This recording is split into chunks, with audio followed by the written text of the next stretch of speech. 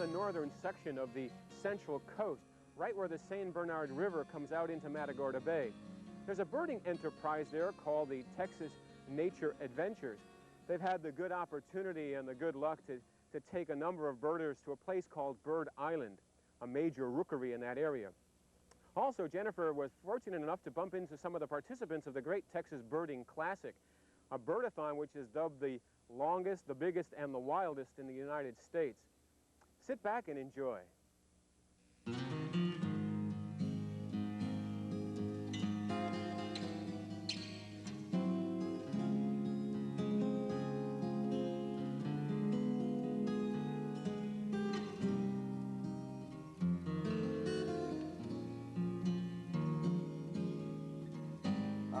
We get the entire gamut from hardcore birders to the family groups that are just wanting to come out for an outing.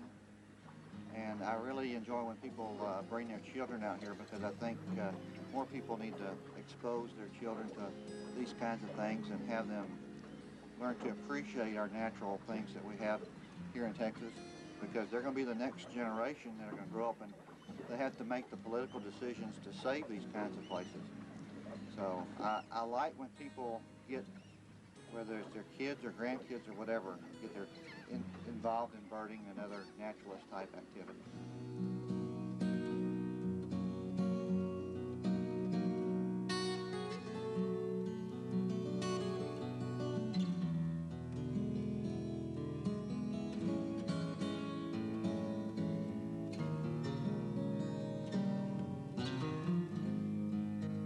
A rookery island is where the colonial nesting birds, the birds that nest together, choose to nest, probably out of necessity so they can get away from the predators. This island out here is far enough from the main shoreline where it's difficult for raccoons and other types of predators to get out here to these birds. And you'll see the colonial shorebirds nesting wherever it's difficult for the other critters to get to them. You know, you'll see it in the northeast where they'll nest on cliffs and things like that, where here on the coast they'll try to nest on islands. This island is called Bird Island, or Dressing Point Island, and it belongs to the National Fish and Wildlife Service. And as you can see, it's a great rookery. This is part of the Brazoria National Wildlife Refuge System. And at one point in time, they think this island was probably connected to this dressing point over here. And I don't know if the story is true, but there's a story that Dressing Point got its name because some of the settlers killed a bunch of Karankawa Indians and they dressed them out. This island is slowly eroding away, and you can see there are regular rocks along the edge, and those rocks are sackcrete where they have brought in to try to bulkhead the island so it doesn't continue to deteriorate. And this is really a special place because you have a real variety of birds nesting here. You got roseate spoonbills, brown pelicans, your ibis, all your different egrets, gulls. Out here on the shell spits, we'll have black skimmers, just a whole variety of different birds.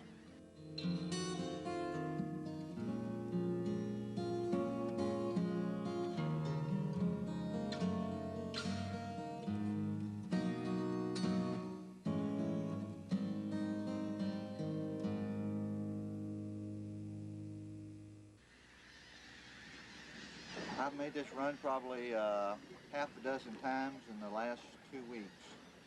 This is a good trip, it's a good outing, and of course April is the big birding time in Texas.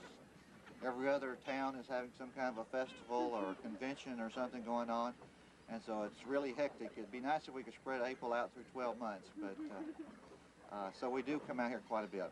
And there is excellent birding, right, year-round? Excellent birding.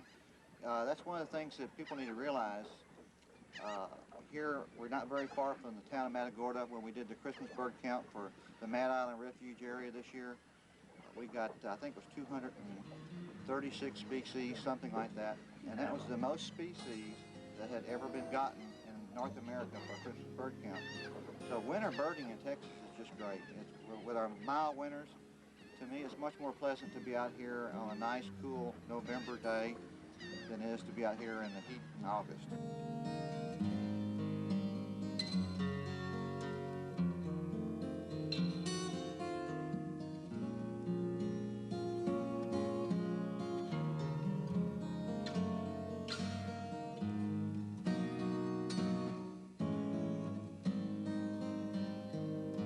second annual Texas Birding Classic.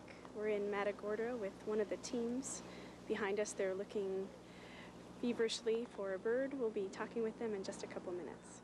You see that one fly across? Yeah, I saw it, but where did it go? And all that green stuff? Good. Good place. All that green stuff. Tell me, what is the Great Texas Birding Classic? It's a Texas Parks and Wildlife sponsored activity. That this is the second year that they've done it, and it's a birding contest for anybody who wants to enter. And what we're trying to do is see how many species we can see over a 1 week period, and it's held 3 different days: Monday, Wednesday, and Friday, on the lower coast, the middle coast, and the upper coast.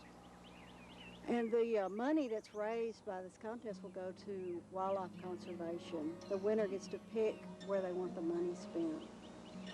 I think it's about $50,000, isn't it? Mm-hmm. That will be applied to some conservation project. That they get a pick. The Texas Parks and Wildlife is selected. I forget 3 or 4, but the winners get to pick which one it is that the money gets applied to. It's wonderful. It goes right back into the actual family. And it promotes the tourism. There's a lot of ecotourism money spent in each section of the coast with all the birders participating. So it's a win-win situation for the community.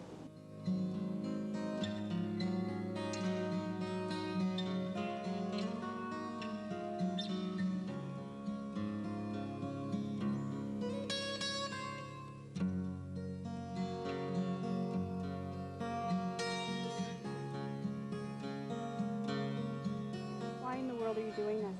We love it. We enjoy being out here doing it.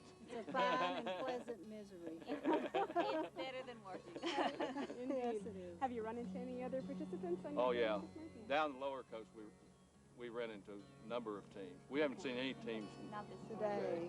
Okay. We're working the upper part of the lower coast where I think they're all beginning down around Kingsville and working up through Corpus in that area. Okay, I see.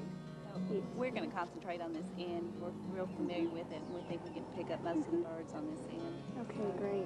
I heard a rumor that you're award winners from last year. That's correct. 2/3 of the team was. Okay, is that a new I'm member? a new Okay, member. all right, well. Yes, we won our section last year. The category we're in, Got a hazer. which they eliminated because it was so easy. No.